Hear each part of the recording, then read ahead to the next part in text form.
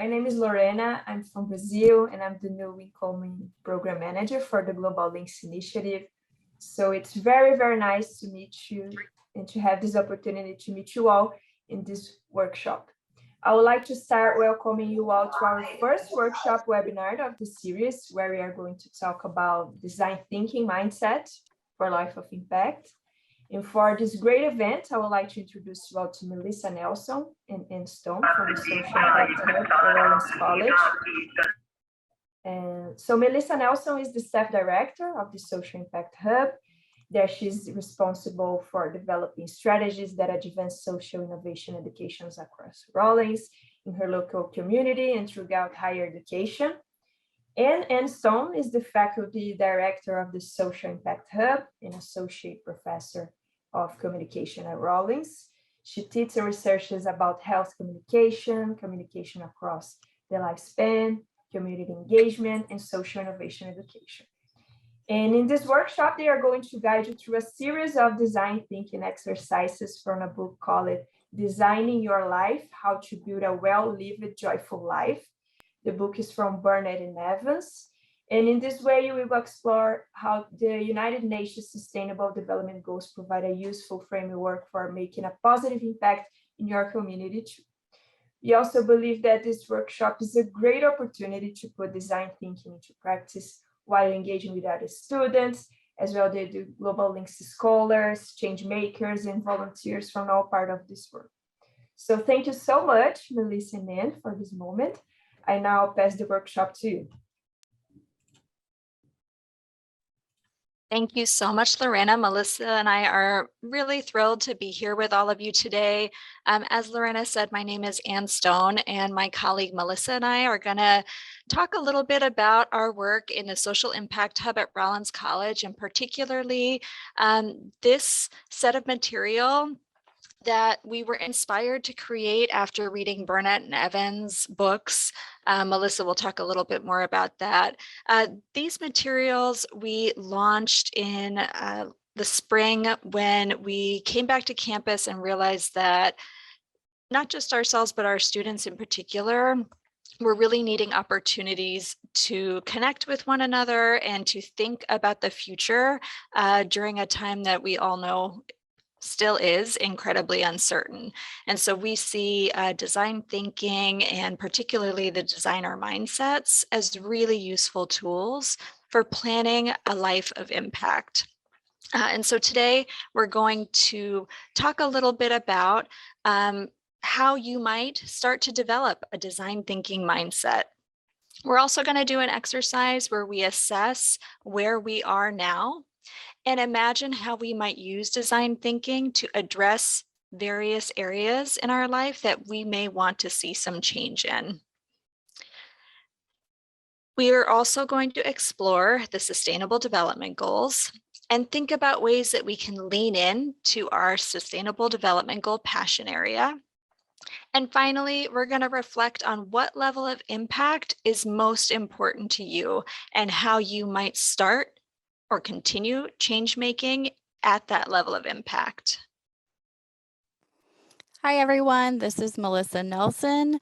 And so as I said in the introduction, I am the staff director at the Hub along with Dr. Stone. And so today in this module, we want to help you start designing your life.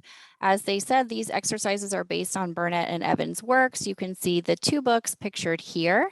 And we think the design thinking strategies that we introduced today will prepare you to design a life of impact, to set a strong foundation, to live a meaningful life, and to have a productive career.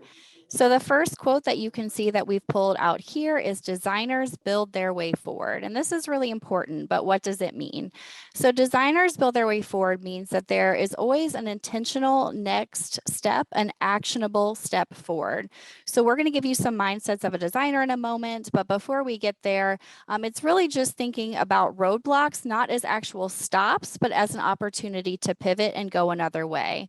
If you know how to design with intention, then if there is a roadblock, perhaps you can design a way through it.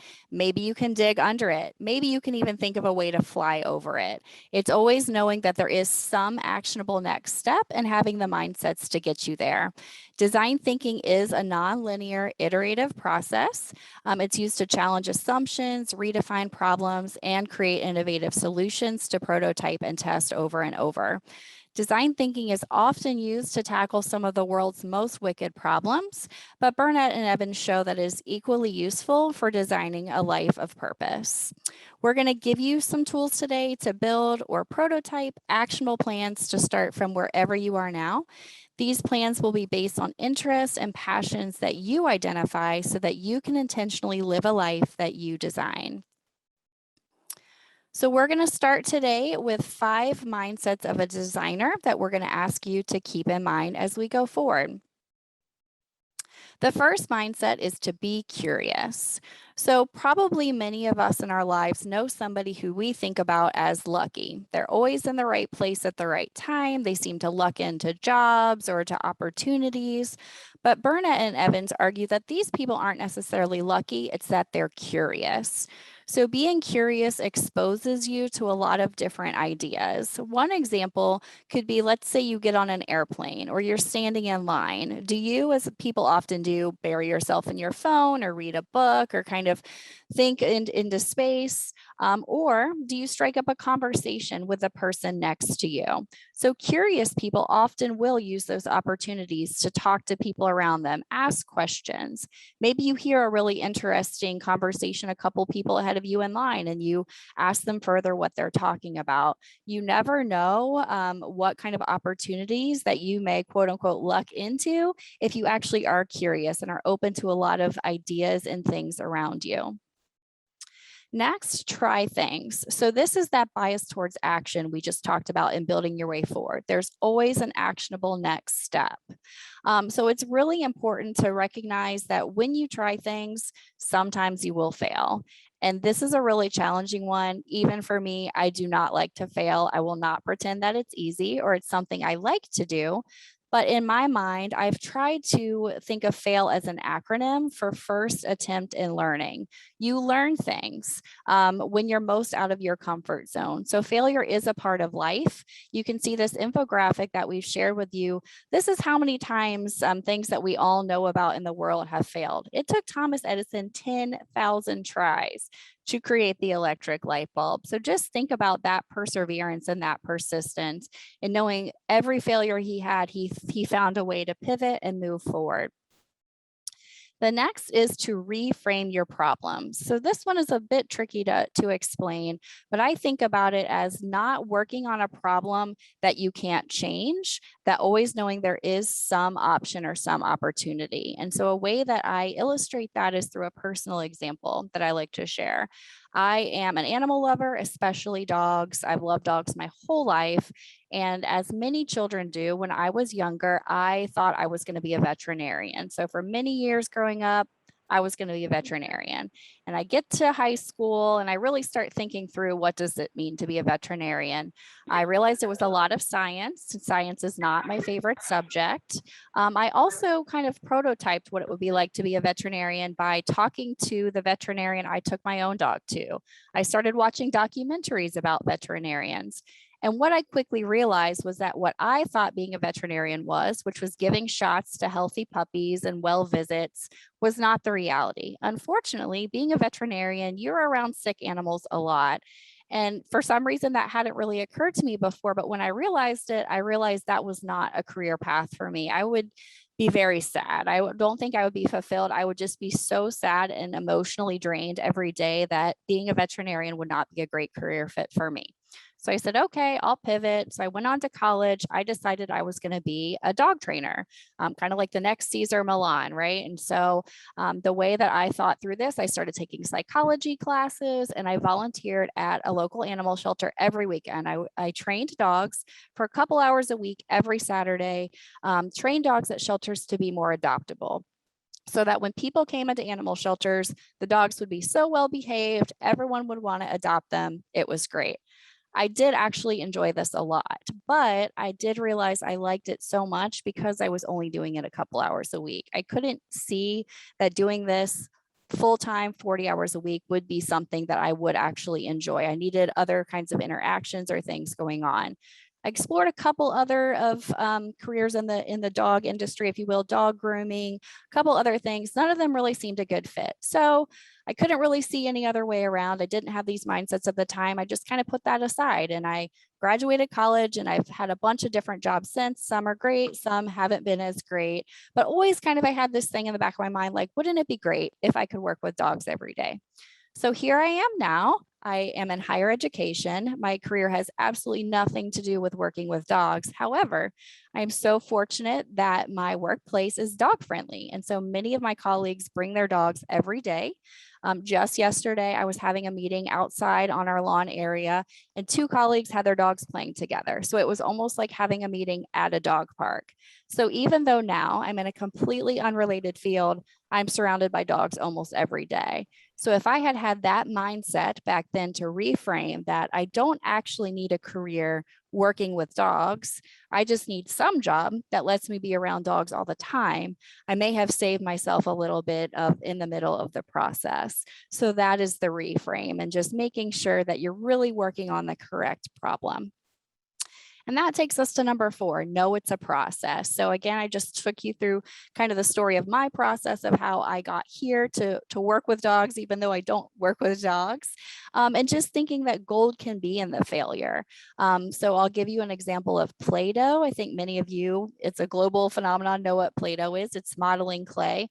Play-Doh was created when someone was trying to make wallpaper cleaner. Nothing at all related to Play-Doh. But since then, 700 million pounds of Play-Doh has been sold. So that was an accident that turned out to a major success. So again, knowing that failure's hard, but you'll learn things and it's a process. And maybe that failure is going to lead you to something even better than you imagined when you started out. Finally, ask for help. So this can seem counterintuitive because if you're designing your life, you know yourself better than anyone. Why would you ask other people to help you design your life?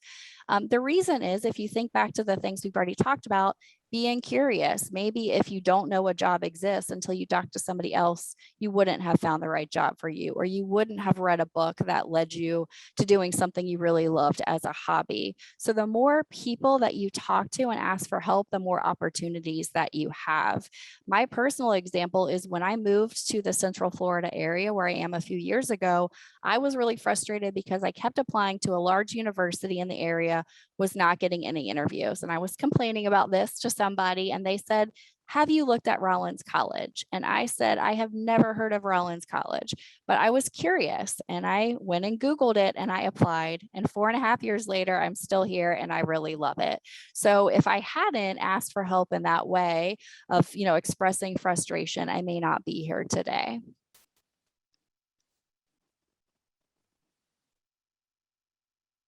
So that takes us to our first exercise, where we're going to invite you to use some of those mindsets that Melissa was just talking about, particularly being curious and reframing.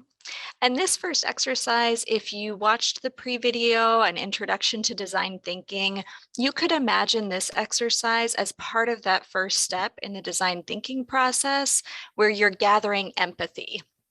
Today, we're going to gather empathy from ourselves. We're going to think about, as change makers, where are we today, using the Love, Play, Work, Health dashboard. This life design assessment is one of the first exercises Burnett and Evans include in their book, Designing Your Life.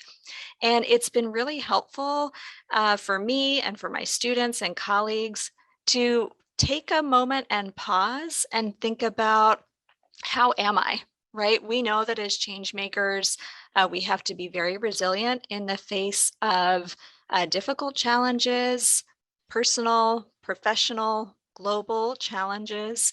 And so today we're going to take that pause together as a community to think about how we're doing. I believe the Global Links team shared a PDF with all of you who registered through LinkedIn. And if you're viewing on Facebook Live, we invite you to take out a piece of paper and jot down some of your thoughts. This dashboard is designed to help us think about love. This is the type of love that we hope is mutual, flowing both to you and from you. This could be from family, friends, your community. Melissa was just talking about her love of animals, right? It could be from our pets. We also want to think about play. This is the things that just make you happy, right? This could be, for me, it's taking a walk or planting things that may not survive, but I do plant them in my yard. Work, we know what that is, right? Work is the things we do every day, sometimes for a paycheck, but for our students, maybe you think of school as your work. And then health, something that is very important, but maybe takes a backseat for some of us. We want to think about health holistically as our mental, physical, spiritual well-being. This can be reflecting on our diet, our sleep, our exercise, our stress levels. And so I've done this assessment a lot over the last couple of years. And I found it really interesting to see how my meters have changed. And so you see on your slide here, and if you have the PDF, you can edit the slide to fill in the meters. You'll see my love meter is about 3/4 of the way full. I have a very loving family. I feel really connected with my colleagues and friends. And so I feel like that's an area where I'm feeling good and comfortable. Play, not so much. There is not a lot of time for play. I don't make the time. And so as I look at my dashboard, I could think about play as a design challenge, right? How might I incorporate more play into my life? Work, again, I am very lucky to be at a college where I work with people like Melissa and our friends with Global Links. And so that is 3/4 of the way full too. And health, as I reflect, I do a lot of sitting at my computer. I can imagine a lot of you do too. And so I put that at about halfway full. And so we're going to invite you to take a few minutes to fill out this dashboard and then pause and look at the dashboard and ask, what design challenges do I see for myself as I reflect on the dashboard? You might say, like I did, okay, play is a little low. If that is important for me, how might I incorporate more play into my day? Or health isn't looking too good either. Maybe I say, how might I incorporate more opportunities for exercise? Or maybe get a little bit more complex and ask a how might I question that combines two of the areas of the dashboard, play and health, that you might really want to work towards. And so we're going to invite you to take a few minutes on your own, and then we're going to break you up into small groups using the breakout rooms feature. You can finish up your individual reflection in the breakout rooms. And then we'll invite you to share, just like I did, your reflection of your dashboard. Where are you today in terms of this life design assessment? If you see a design challenge emerge, we invite you to offer that question. How might I? You may be in a room with people you know, you may be in a room with people you don't know. And so the conversation, we would just ask that it be open, open-ended questions that can help the person to continue to reflect on their design challenge. Again, thinking about gathering empathy as a creative, almost brainstorming opportunity. And then we'll come back as a large group and invite, if there's anyone who would like to share, that they will be able to do that. So to summarize, in your small group, you'll ask, do you see a design problem? And how might you begin to solve your design problem? If you notice that the problem you have is something like, there are only 24 hours in the day, I couldn't possibly make time for X or Y, we need to reframe that problem. Because yes, there are only 24 hours in the day, and none of us are going to be able to change that. What is an actionable problem? Something that we could design our way forward. And so your small groups might help you to do that too. If there are any questions, I invite you to put them in the chat, and Melissa and I will work on answering those. I also see that Evie put the PDF of the dashboard in the chat. So for anybody on Zoom, we invite you to open that PDF. We'll put the breakout room, we'll open the breakout room shortly. And yes, thank you, Mary. Please do unmute when you get to your breakout room so that you can share with each other. We'll see you back in the big room in a few minutes. All right, welcome back, everyone. If you could go ahead and remute as you're coming back from the small groups. If you were like our small group, you were probably mid-sentence and then whisked back into the big group. So I wanted just to give us a minute if anyone wanted to share in the chat, perhaps, their design challenge and what it was like to think about and reflect on our life in terms of love, play, work, and health as a design challenge. I'll give folks just a minute to see if anyone wants to put their thoughts in the chat.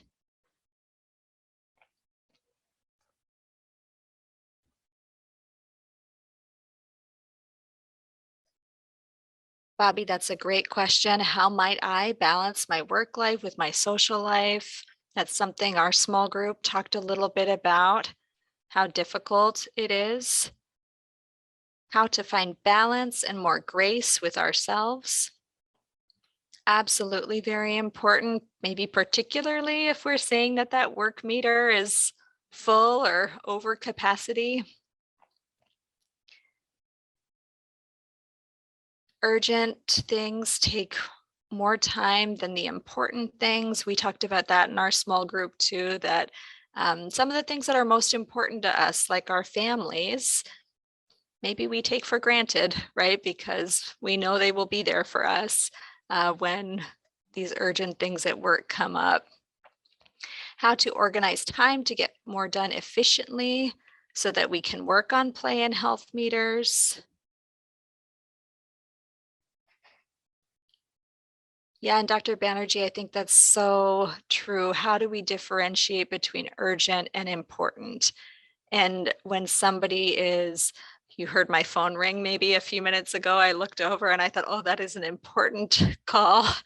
Not for now though, right? Like it's important to be able to prioritize the people you're with in the moment rather than all of the other things that are trying to demand our time.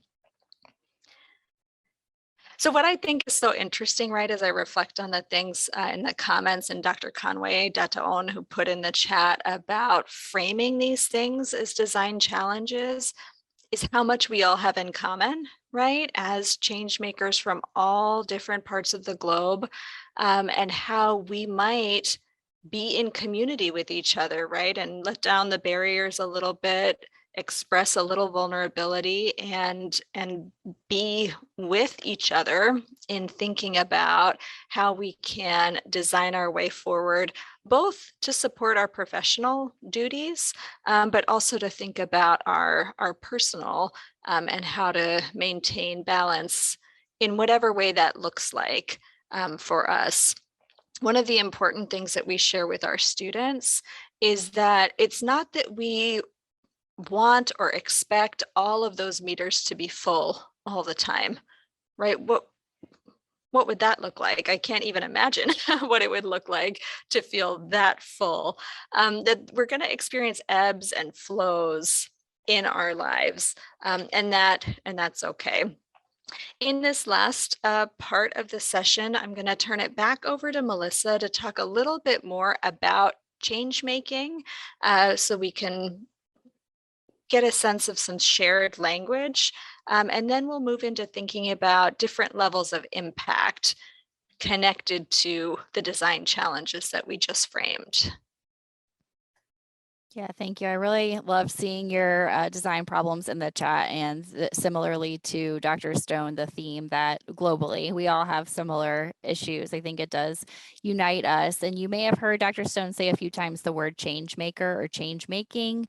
And so I just want to spend a little bit of time talking about that. I recognize there are people on the call that maybe this is the first time you've heard the word, and there are people on the call that may be experts in the field. So I want to take a few minutes, the next couple slides, and just make sure that we all have a basic understanding of some of these terms. So what is change making or being a change maker?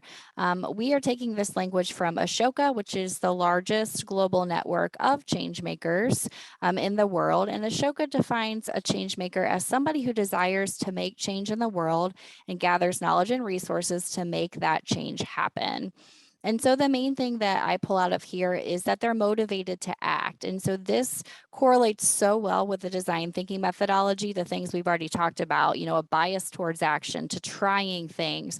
Change making fits so well into that design thinking methodology. And so I also like to spend a little time in the differentiation between a change maker and an active or concerned, or excuse me, a concerned or responsible citizen, because there is a difference and sometimes it's not always clear.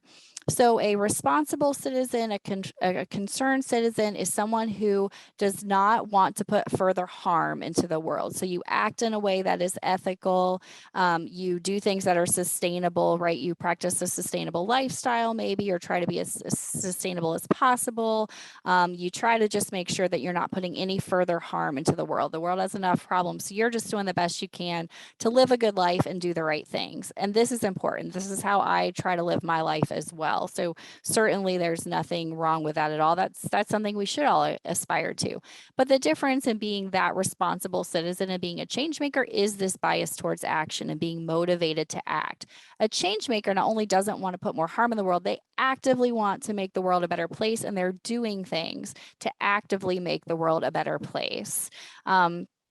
The good news is everybody can be a change maker. Everybody can make a difference. And we recognize that anyone can be a change maker at multiple levels, which Dr. Stone will talk about in a minute. And it's really just making sure that you keep trying and you succeed until you make that difference, that level of impact that matters for you, that you have empathy for others, and that you do dig deep into problems. That it would be very easy to say, okay, like our planet is on fire. I can't do anything about it. It's too much. Or you can band together with others and do something about it. So it's just making sure you always have that bias towards action and look into the root of the problems. And then again, going back to our 5 mindsets of a designer, you're open-minded, you're curious, you're resourceful, you want to see and do things differently. You know a roadblock isn't a stop, it's an opportunity for a pivot. So you can be optimistic about a brighter and more just future. And framing these as a question, it shows there is something you can do about it. So on the next slide, we are going to showcase a framework that we found to be really useful for thinking about change making and how you might want to make change in the world. And again, acknowledging some of us are at different places with our understanding or our knowledge of the Sustainable Development Goals. I'm going to take a few minutes and do a little bit of a brief history of them and where we are now, just to make sure we're all kind of on the same page. So with this graphic, you'll see on the left what was known as the Millennium Development Goals. These are 8 goals set forth by the United Nations following the UN Millennium Summit in the year 2000. As most things are, they were set with good intentions, right? These were put forth to all the countries. These are 8 global goals that are very pressing. These are things we really need to solve in the world. The problem being that these were not created with a lot of collaboration and input from other countries. This was more of kind of a top-down thing coming from some members of the UN. A lot of the criticism was that the goals are very vague, and that also the goals, the language that's used, the graphics that's used, the specific problems that are highlighted seem to shed a light on countries that already have little resources to do anything about them. So many countries, particularly those that are less resourced, felt like the burden of solving these goals was really put on them, that it was more of a third world country problem. These are not global goals. So in 2015, the UN came together again. They learned some lessons and they were able to pivot and say, okay, now we're going to truly be collaborative and get representatives from all the member nations together and think through what would truly global goals look like. And in 2015, all the member states, which at that time were a little bit short of 200, came together and said, okay, this really is a set of goals that the whole world needs to get behind. It doesn't highlight any particular country or issue per se, that all of these issues exist in all of the countries around the globe. It was seen as more of a partnership. And these goals, you can see they're more comprehensive, right? So they more than double the 8 goals in the original set of the Millennium Goals. So they're more comprehensive. The other really important thing to know about is that the Sustainable Development Goals, also known as the SDGs, they also included targets and indicators. So beyond a graphic of these are some problems that maybe some countries should work on, there were concrete goals and indicators under each of these 17 goals. So for the 17 goals, there are 169 targets and another 240 indicators. The indicators help countries measure progress. So rather than just saying, yes, we're working on it, right? There's more accountability that countries report out and can say, this is where we are on these specific targets, these specific indicators. And so I know we don't have a ton of time. I feel like I could talk SDGs all day, but just to pull out a couple to kind of illustrate my point. So for the global goals, one that I, of course, am super passionate about is number 4, quality education, of course, given the industry I work in. And I just want to share 2 target goals for quality education. The first is by 2030, ensure that all youth and a substantial proportion of adults of all genders achieve literacy and numeracy. Also by 2030, ensure that people of all genders have access to quality early childhood development, care, and pre-primary education, so they're ready for primary education. So you can see under the very general quality education, they drill down some really specific targets under those, and there are accompanying indicators for each of those. So now I want to fast forward to 2020. Last year, we entered what is known as the decade of action. And so you may have heard me just say in those targets by 2030. And so in 2015, 2030 was really set as the year that we should have made really significant progress on these 17 goals globally. So in 2020, that gave us that 10-year countdown, if you will, for that decade of action. Unfortunately, globally, most countries are not where they hoped they would be at this time. However, with the decade of action, that spurred the countries again to come together and really think about what we can accomplish in the next 10 years. And something that came out of that is really important is the concept of leave no one behind. So again, as I was mentioning with kind of a criticism of the 8 goals of focusing on certain countries, the concept of leaving no one behind in this decade with these 17 goals is that governments have pledged to leave no one behind, including countries and individuals. So that means working towards shared progress. So progress doesn't only benefit those at the top of society, but also those who are often on the margins. So it's more of the bottom up approach versus the top down that was seen with the goals on the left. The last thing I want to point out with the SDGs is that they're intersectional, which means they overlap.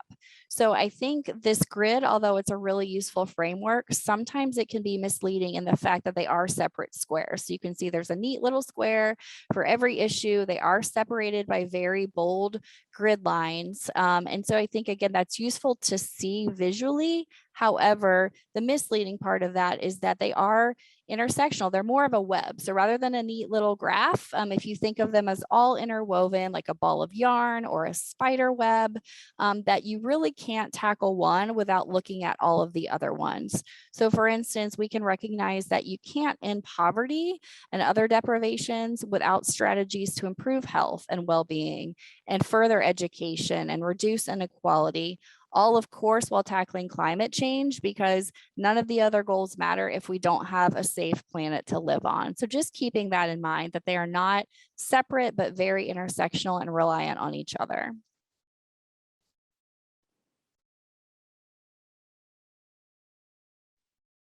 So we invite you now to again use the chat And share which of the SDGs you're most passionate about and why.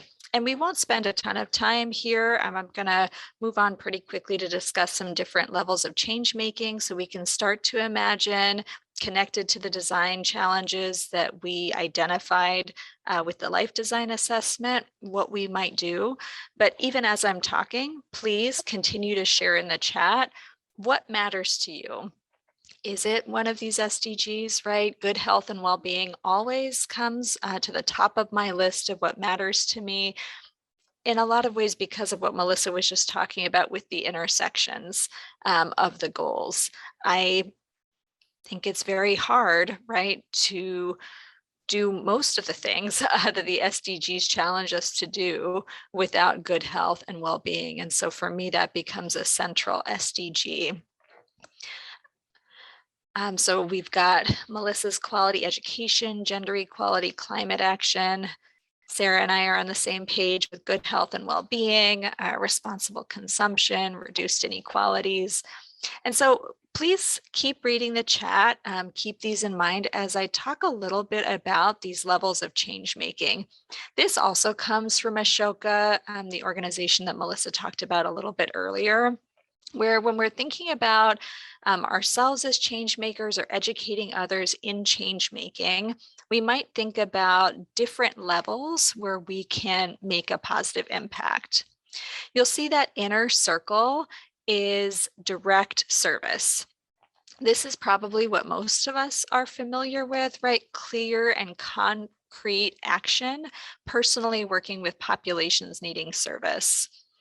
Scaled direct service is a second level, which focuses on things like managing logistics, benefiting more people than direct service. And then systems change, addressing more of the root causes of a problem, and framework change, which really focuses on the mindsets of a community and changing behaviors across society. And so if we think about those intersections between the goals and some of the SDGs that you feel most passionate about, I see Lorena just put no poverty and quality education. And so one example, right, if we think about no poverty, might be someone who works in a shelter for people experiencing homelessness or in a soup kitchen, providing food directly to people who need it is a wonderful way, right, to address no poverty, goal 1, zero hunger, goal 2, and maybe you educate about nutrition, right? And so you're hitting on goal quality education, goal 4. While that is wonderful and very important work, we might need to also think about how we can do scaled direct service, bringing our friends and our community along, and then more of systems change and framework change so that maybe we don't need soup kitchens at all in the future, that people are able to make a living wage, are able to grow their own food so that they can support and provide nutritious meals for their families. And so in our last few minutes, I wanted us to think about how we might see these different levels of change making in our own lives. Maybe we have a social entrepreneur or someone who's really inspired us. And so we might even think about how we see levels of change making in others that inspire us. And then a final question, if we were going to start where we are today, what is the next actionable step for living a life of impact at your preferred level of change making? So maybe some of us find that, like Melissa was saying before, the framework or systems level change is overwhelming. What can we do directly in our communities to impact change? And how might that lead to making connections, building coalitions, and connecting with others to make these larger changes? Keeping your preferred type of impact and levels of change making in mind can really help us design a life of impact. So as we wrap up, we just want to leave you kind of where we started with a recap of the 5 mindsets of a designer. Again, I found it useful kind of in my daily life, and we hope that you will join our session 2 in January, where we have you examine 3 different 5-year plans and just keeping these in mind as you go forward. So be curious, try things. So when you hear about them, don't just tuck them away in a corner of your mind. Take some actionable step to think through what that might look like to explore it. Reframe it. Make sure you're not getting stuck on something that you actually can't change. Embrace the process, even the failures when they're not easy. And again, ask for help. Seek guidance from people who are dedicated to supporting you. People really like to help. It's human nature to want to help others. And also on our next slide in a moment, we'll share our contact information. Dr. Stone and I would love to hear from you if you have questions or comments, or want to talk more through this material. We'd love to chat with you as well. But otherwise, we do hope that you sign up for our second session that will be in January.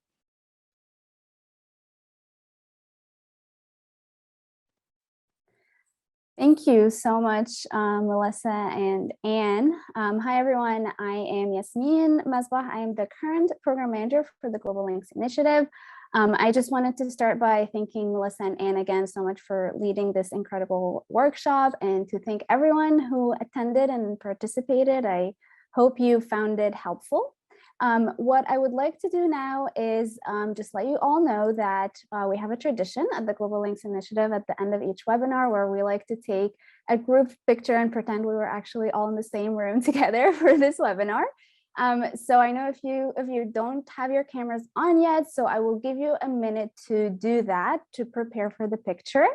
And while you do that, a couple of things. So I know we have a lot of new attendees with us today. So I just wanted to take a minute to tell you a little bit about the Global Links Initiative.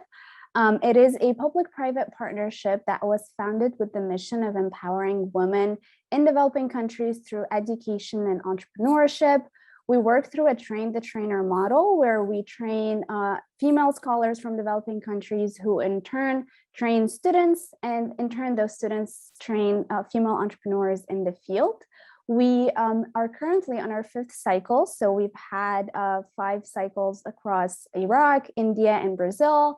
And we currently are in our 5th cycle with our Brazilian scholar, Marielza Caviari, who is currently on the Rollins College campus. So if you are on campus, we encourage you to reach out to her and to meet with her. She is full of energy and amazing ideas.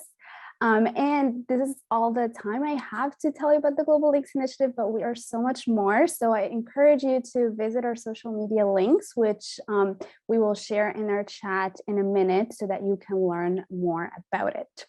And then I also wanted to quickly just share with you the information about our next webinar, part 2 of this series, so that you can mark your calendars.